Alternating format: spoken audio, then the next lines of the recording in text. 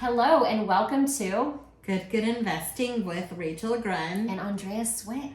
It's another beautiful week in paradise. Yes, it's hot. It's hot. It's hot in Texas.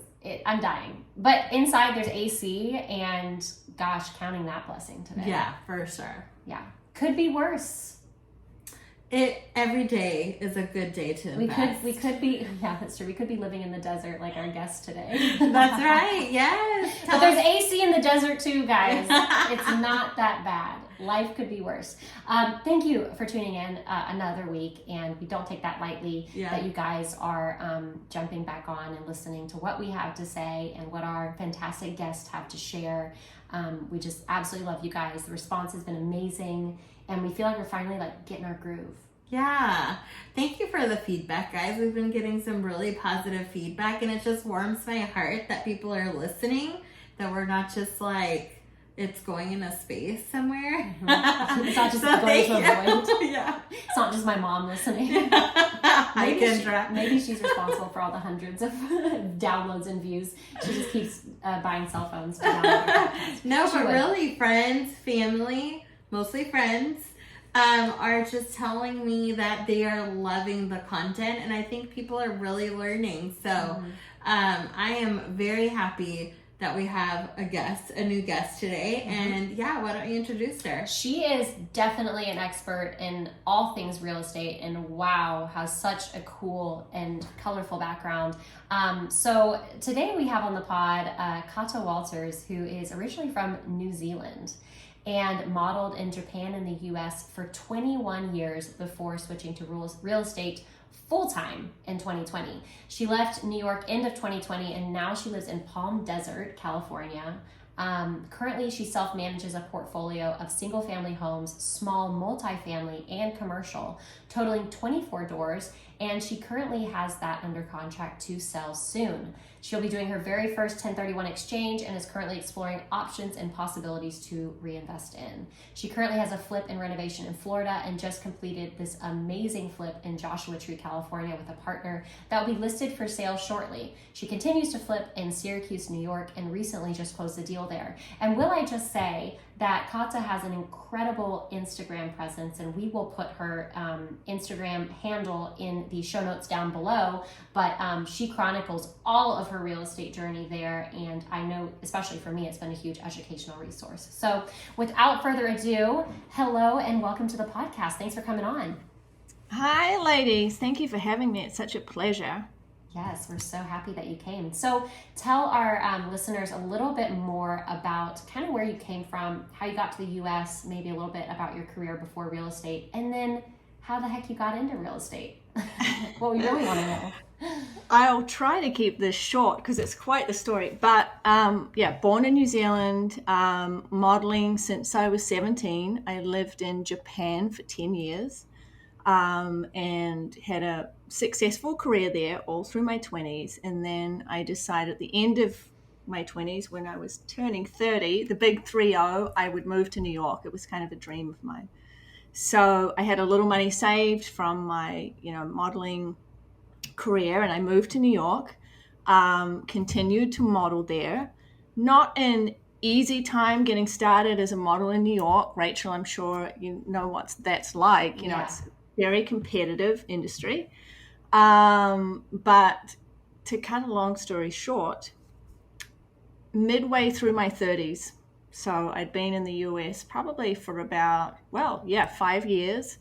I woke up one day and I was like, I'm going to be 35. I have no backup plan for what's going to happen when I finish modeling. Modeling had been great to me. I managed to find my feet and get some good work happening in the US, after a couple of years. So I kind of piggy banked all that together, and I had a small amount of savings, and I was kind of like, what am I going to do when I can't model anymore? I was already like expired milk as far as models go, anything. She's not anything wrong past at 30. She's like not wrong. 25 at 30, and I was 35, and I'm like, oh boy, okay. At 21 years old, I used to lie about my age and say I was 19 because I felt old at 21. I'm not Isn't that scary? Yeah, I'm not. Wow. So I get it. And in Japan, they kind of make you, say that you're younger than you are. So I was already a few years behind. So I was on the Upper East Side getting a very expensive root canal done. And I had to use some savings for it. And I was like, what am I going to do when I need more root canals? I'm not modeling. I'm 40. And on the coffee table in front of me in this very expensive Madison Avenue dentist, I don't know even how I ended up there. I think my normal dentist sent me there probably. It was all part of the bigger plan, you know. But there was a Forbes article about why you should invest in real estate, rental properties, and I started reading it, and it was like a sign. So I go in, I get my tooth done, I pay the horrendous bill, I look at my bank account, and I'm like, right, I have some savings, and it's not going to last too long unless I start doing something. And I decided real estate was going to be it. So I spent the next 6 months reading every book there was possible, podcasts, joined Bigger Pockets, just figured everything out. I had to learn about mortgages. I had to learn about credit, everything, you know, being a foreigner, you know, like a green card holder and not a citizen. I had to see if I could borrow money. And basically I gave myself a crash course in real estate. 6 months later, I purchased my first rental property in Texas. Still didn't know much about anything.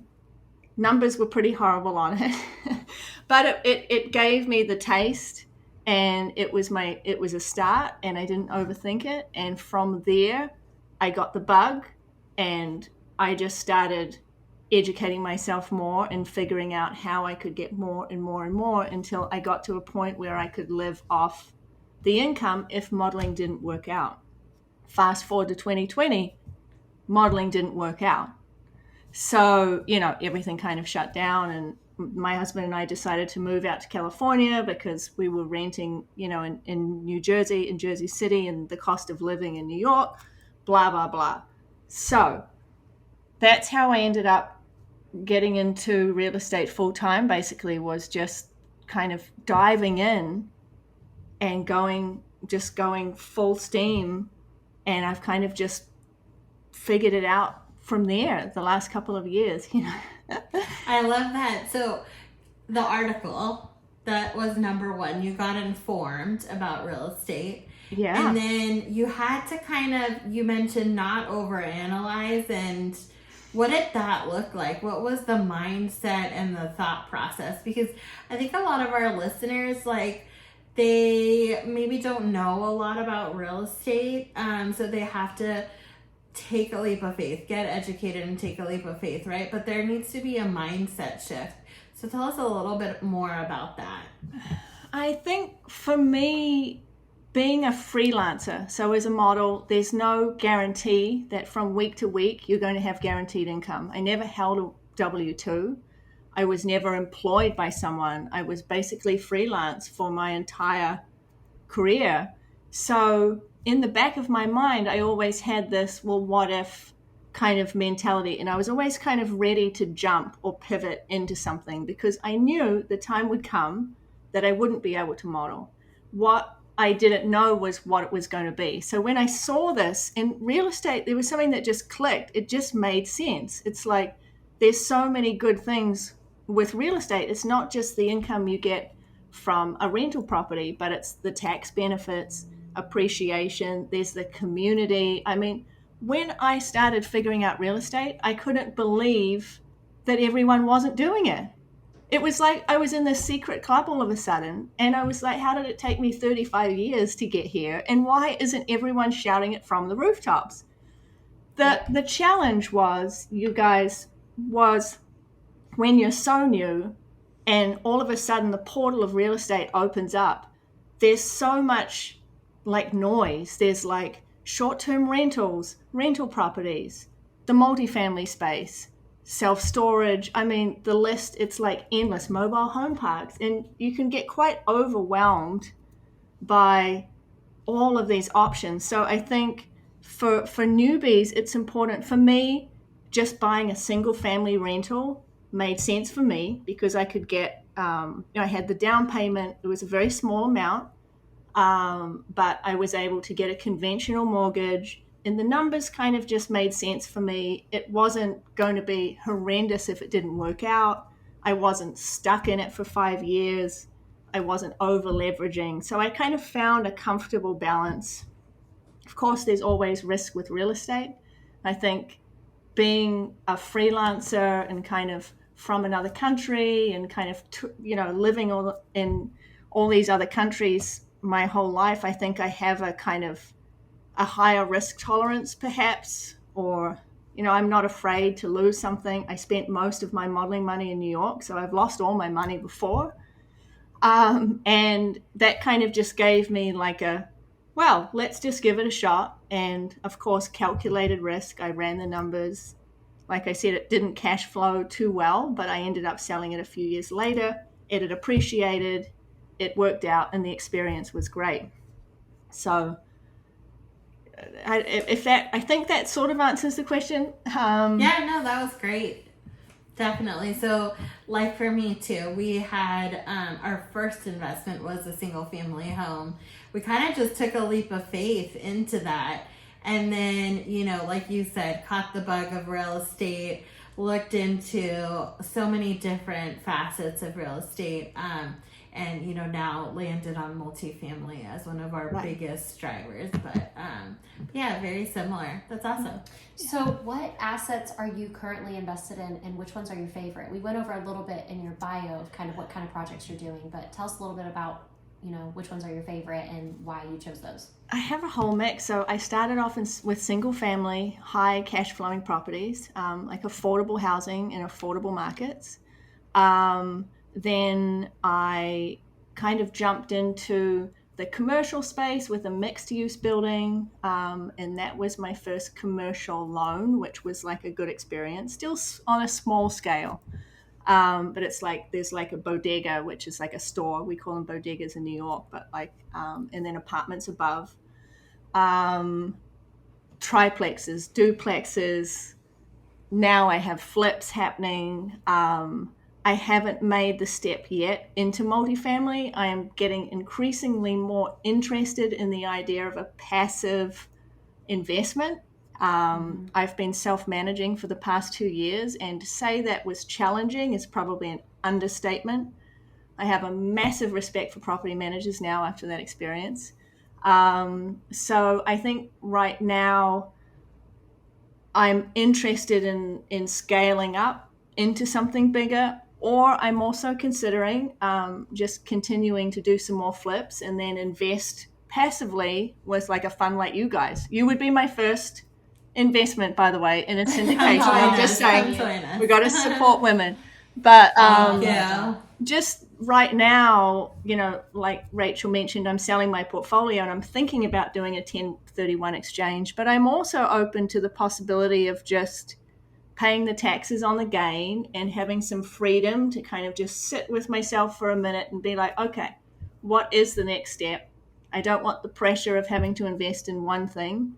Maybe it's about splitting up the funds and doing different things. I'm kind of in a very adventurous kind of mode right now where, with markets sort of changing. And I think it's important for viewers to know too that if you have a plan or, when you start, I started in 2016, what your goals or plans or your roadmap might be then are going to change, and it's okay. You're not failing because you've changed direction or you have a different plan. I've gone all over the place. I have different states that I invest in now. I jump from, singles to flipping to multifamily. I looked at an office building recently. I looked at a hotel recently. I mean, I'm just like, it's like dating, but for real estate. So I'm just trying to find my vibe, and I think that's important, kind of to be open to that kind of change and, to have a plan, of course, as long as you're still kind of pushing forward, but, things change. Yeah, and that's a really big, I guess, tenet of our podcast is the education part. Like you said, there's so many different ways that people are making money in real estate, and we want to be able to provide like a one-stop shop for education. So we have people on like yourself who are proficient in the long-term rentals and the flips and the Airbnbs. We've had people on in the storage storage space, industry and all sorts of things, talking about why they love it, why they, what the cons are, etc. Because people can get into this analysis paralysis really easily. And at the end of the day, it's, what are your investing goals? Do you want cash flow? Do you want to offset your tax liability? Are you looking for long-term appreciation? And then making an educated decision based on that information. Exactly. Yeah. I want to dig in on how you're flipping out of state. That's so interesting. Yeah. Tell us more. So how I sort of got on that was living in California. Very difficult, very high entry. The prices of properties are crazy out here. It's harder to get the funding as a newer flipper. And even though I have some reasonable experience now, I think I've done about 7 flips. Still, just the higher price point out here is a little frightening. So, I have a team in Syracuse, New York, which is where all my rental properties are, and I've built the relationships there, and I know that market so well that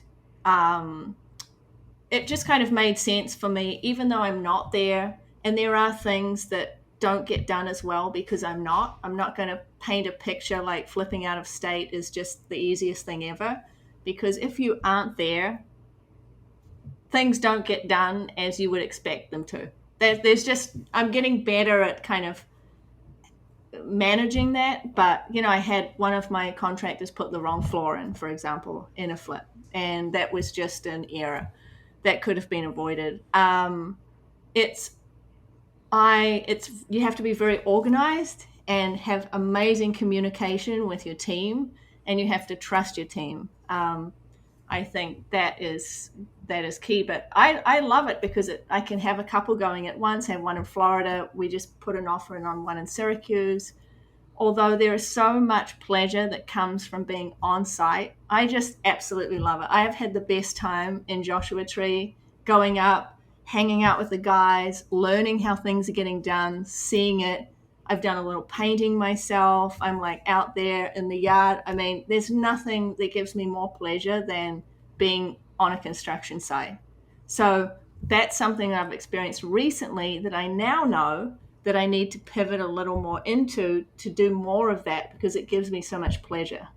So I think that's another thing, for viewers too, is like, I didn't know how much I would enjoy being on a construction site and having so much to do hands-on with a flip because I'd never done it. All of my flips are out of state. And it is so much fun. And, so I also enjoy it. It's neat, right? So I think Yeah. that's important to kind of find that balance too between getting enjoyment and like fulfilling your passion in something, but still, making wise business decisions and, keeping the money flowing.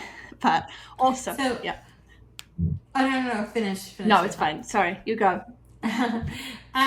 So you mentioned that you lived in Jersey City, but then you are flipping in Syracuse, New York. So what's the tie-in? How did you actually build your team out there? And also in Florida.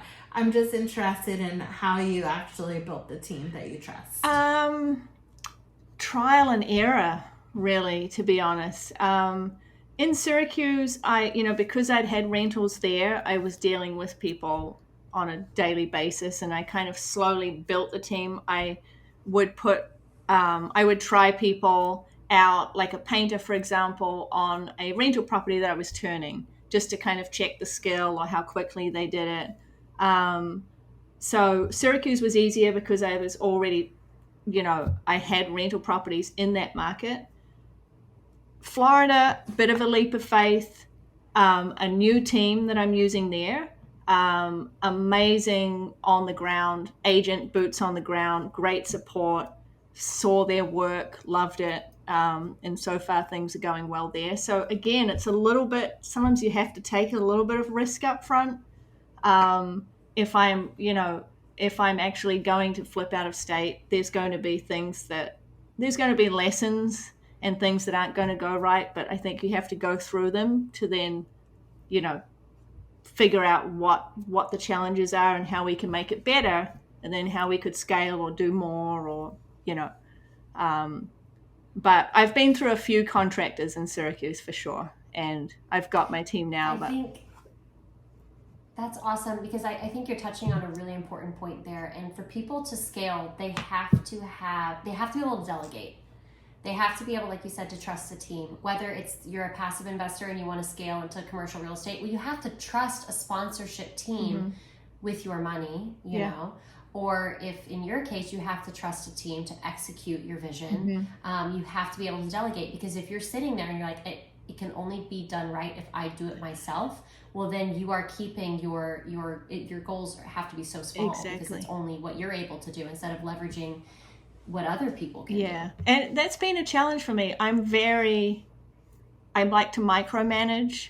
I'm very in control of everything, and I like that organization. So that's something I've had to work hard on and have faith, and also just communicating. It's like what's in my head and that I think is so easy and makes so much sense, unless I'm communicating that clearly to people that don't even know me that well, the point isn't going to get across. So it's there's a lot of responsibility on my side, but it's been really great. And I think I've learned that I'm a pretty good leader, like self-managing, especially my maintenance crew, like in Syracuse, across time zones. And I've really enjoyed that. And I like being like a boss, which has been neat. And that's something that's a position I would never have seen myself in. And I never had that opportunity as a model, of course. You're kind of just pretty low on the pecking order on set. So that's been something that I've realized and grown into a little bit.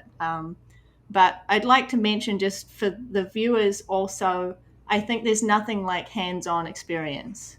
And it's not possible for everyone. And, a lot of people have a job, but I've really learned a lot self-managing. I wouldn't recommend that to too many people. It's been really hard. But what I've learned from it has been invaluable. So any opportunity, I think, to learn something and do it yourself in real estate is really neat. So it sounds like you're actively investing at this point, very active.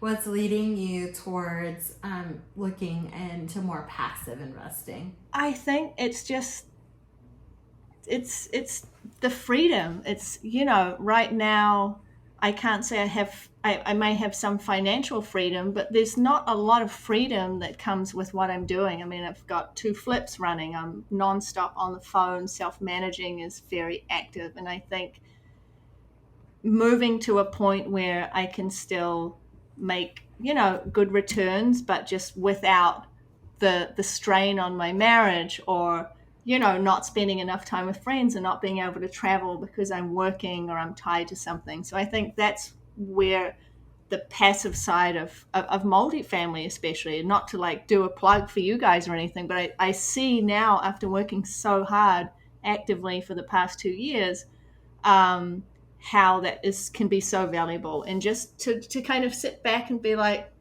you guys have got it from here. I've done the hard work. I've got to this point, but also still be involved in projects that feed your passion, like I said, creatively. And, the flips give me that. So I think it's just the why is really just more freedom and more time. Money can give you a certain freedom, but without the time, you don't have, how are you going to enjoy it anyway? Yeah, absolutely. That is such a good point. Yeah. It's so true. You can't buy time. You can't. It's the one thing you can't buy. No matter how much money you have, you cannot buy time back. Everyone only has 24 hours in a day. Like you said, you work really hard for your money, and you have to be prudent about where you put it. And that's why we work really hard to protect our investors' money, so that they can enjoy that time and money freedom. So exactly. to backstep just a hair, so you said you were obviously a landlord in New York. We always tell people, don't invest in New York, don't invest in California, because they're not landlord friendly states. They're very tenant friendly. Yeah. So how was that being a landlord, not only in New York, but also during COVID, where I know that, there was a huge moratorium there for rents? It was very challenging. My management company basically closed in August of 2020 with about 30 days notice. I had not self-managed. There are not a good amount of recommendations for property managers in Syracuse, which is unfortunate because it is such a great market. So I was actually moving across the country at the time. We were driving across Route 66 out here to California. And I was like, I'm just going to have to take this on and do it myself because, I can't hand it over to anyone. And this is my nest egg and my baby. So I took it on, and I had some non-payers. It was very tough. I think just being so frustrated that as a landlord, I couldn't kind of have a control.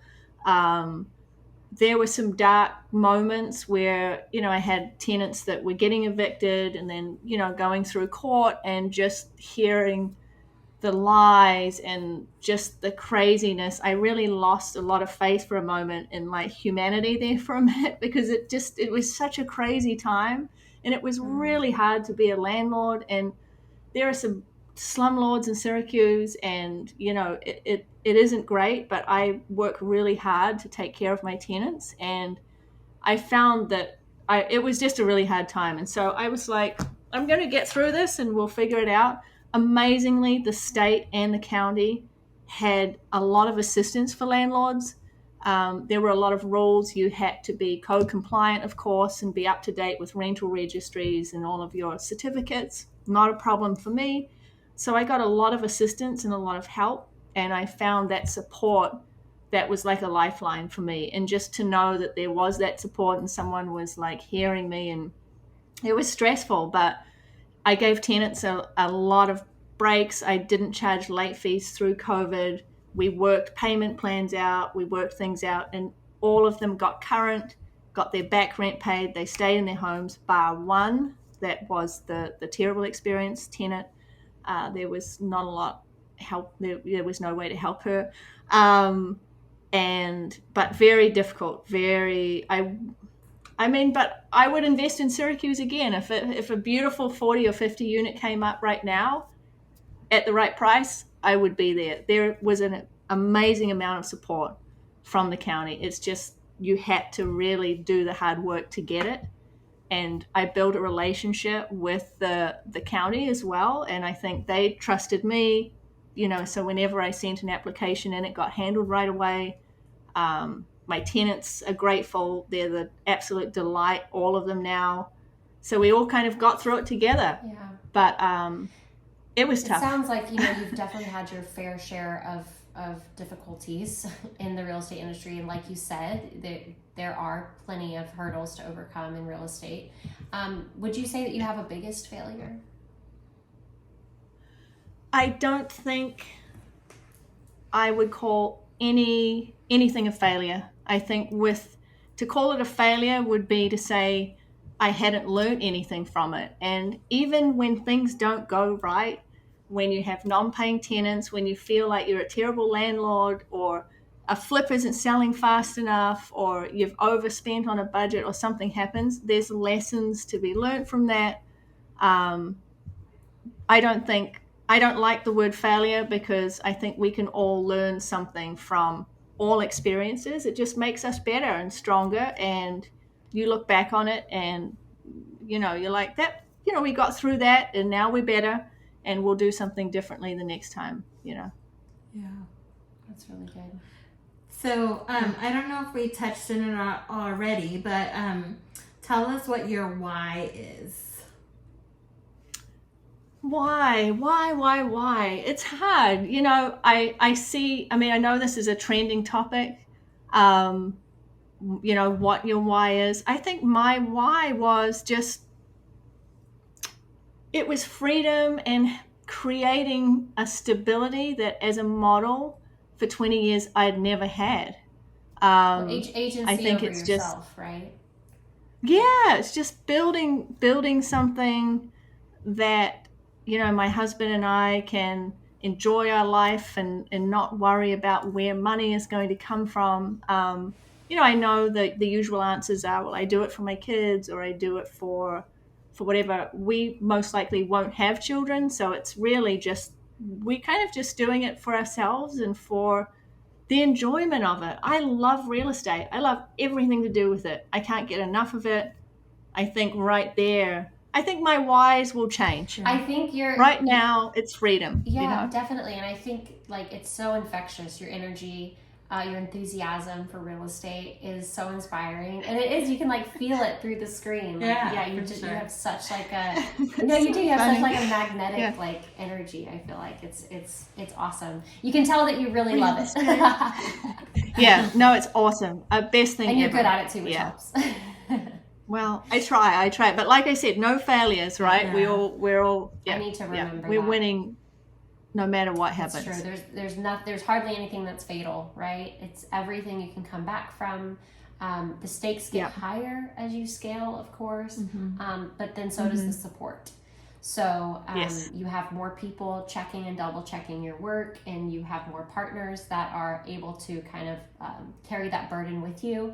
So even though the stakes do get higher as you scale and you're dealing with millions and not just hundreds of thousands, you do have like much more support as well. So and guys, like I said, Kata is super active on social media, and her Instagram is so fun. She's always posting stories of her progress on her flips, of different like crazy tenant stories from her rentals. Let's get a selfie right now. Exactly, very meta.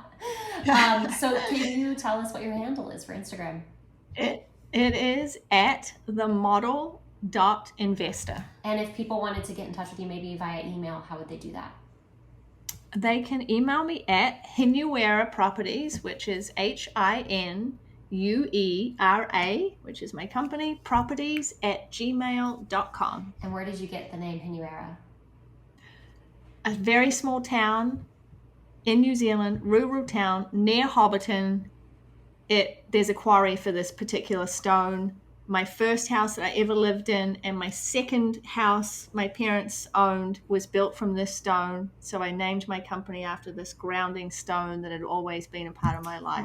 To cut a long story short. Love that. And if you guys follow her on Instagram, you would have been able to see the exact stone because she went to New Zealand for a wedding. I did a post on that. I remember. I watched it. Yep. It's so fun. Well, thank you so much for coming on to our podcast. Thank you so much. And sharing your knowledge. My pleasure. I know our listeners are going to get so much from this, and it was super encouraging, and we're just really grateful for your time. So thank you. Thank you, Kata. Thank you so much for having me.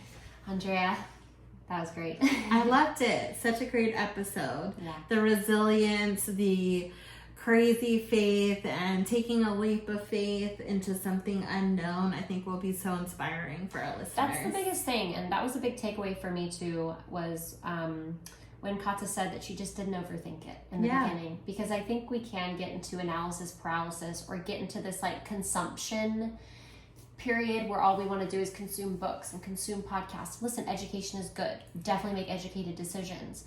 But comes a point where you also need to like act on that, right? Yeah. And I know the biggest regret I hear from a lot of investors is the fact that they didn't start sooner. Yeah, or they talk themselves out of it before they even take a shot. Yeah. Exactly. And it's not something that Kata did. She didn't get overwhelmed. She just took action and she did it. And and like she said, there's like no such thing as a fatal flaw. Mm-hmm. You will make mistakes. You will make lower returns than you expected. Everything you can bounce back from. Everything. You will learn from it and be stronger. Yeah. And that is the best education, is actually doing it. Like she said, hands-on work, doing it yourself, getting involved, getting invested. 100%. We love it. Yeah. Okay, well, I guess we can also plug our content. We are also on Instagram at goodgood.investing. Our website's goodgoodinvesting.com. Yeah. And you can also reach us on our email at goodgoodinvesting@gmail.com. You're seeing a trend here. Basically, you can find us anywhere at GoodGood Investing. And we do have a meetup group. We're going to be doing virtual and in-person events. So regardless of where you live, go. You can find our meetup group on our website or in the show notes below. Just scroll down just a little. Make sure you subscribe, like, and leave us 5 stars. Leave us only 5 stars. If it's anything less, don't bother, or you can call us and make us cry. Yes, and then also, of course, our ebook, The 4 Steps to Financial Freedom, how to start your financially free journey, win back your time, spend more time with your family, or just doing things that you love. Yeah. Anyway, well, what do we say? Don't invest good. Invest. Oh my goodness, I messed it up. Invest twice. No, Invite. we're just gonna start over and do the whole thing again because that was trash. That'll give us 4 stars for sure. Or less. Okay, Andrea, come on, don't invest good. Invest twice as good. Bye. Bye.